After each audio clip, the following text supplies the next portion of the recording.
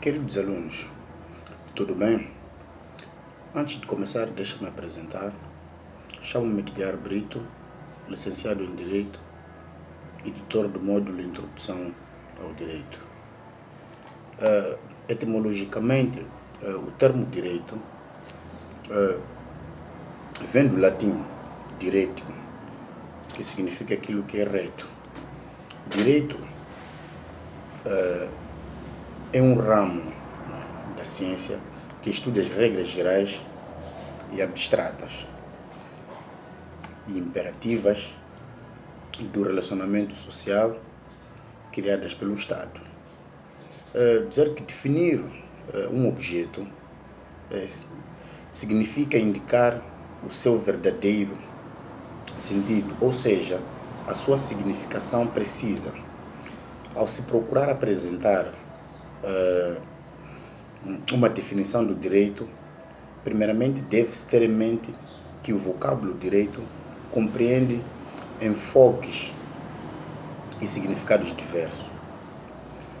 O direito, assim, pode ser visto sob diversas perspectivas, como as que seguem, por exemplo, direito como justiça, direito como ordenamento jurídico, direito como direito subjetivo, etc.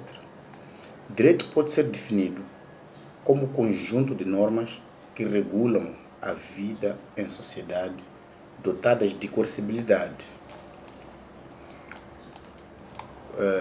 Dizer que os seres humanos, por viver em sociedade, necessitam de regras e princípios que possibilitem o convívio entre as pessoas, permitindo a evolução, a harmonia e paz. Nas relações sociais, o direito é justamente esse conjunto de normas estabelecidas com essa finalidade. Ora, vejamos, o direito vai expressar através das normas jurídicas, que são regras de conduta social gerais, abstratas e imperativas, adotadas e impostas de forma coerciva pelo Estado através de órgãos ou autoridades competentes. Esta mesma norma jurídica apresenta características e estruturas.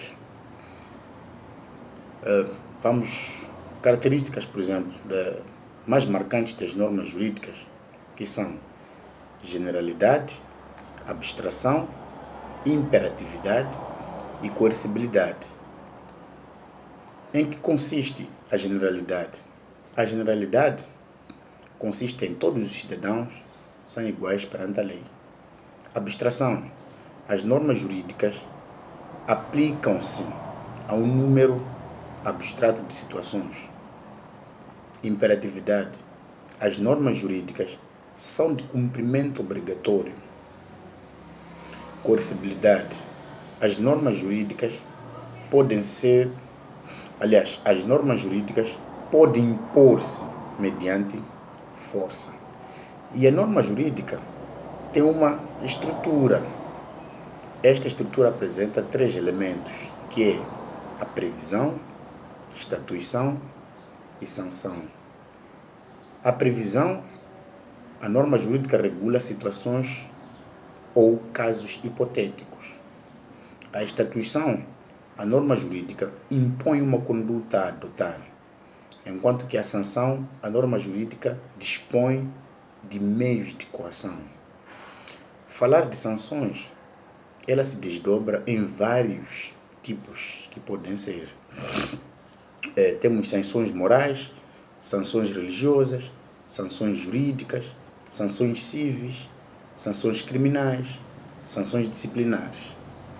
Em que consiste sanções morais? Aquelas em que se traduzem na reprovação da formação moral ou do transgressor e na condenação do mesmo. As sanções religiosas: aquelas que se aplicam em virtude de violação das normas religiosas. Sanções jurídicas, como já dissemos, aquelas que visam sancionar a violação das normas jurídicas, que, como sabemos, são as regras de conduta gerais e abstratas obrigatórias. As sanções cíveis têm por fim impor o cumprimento das obrigações ou o ressarcimento de danos morais e materiais causados por quem age em violação das normas às que está obrigado.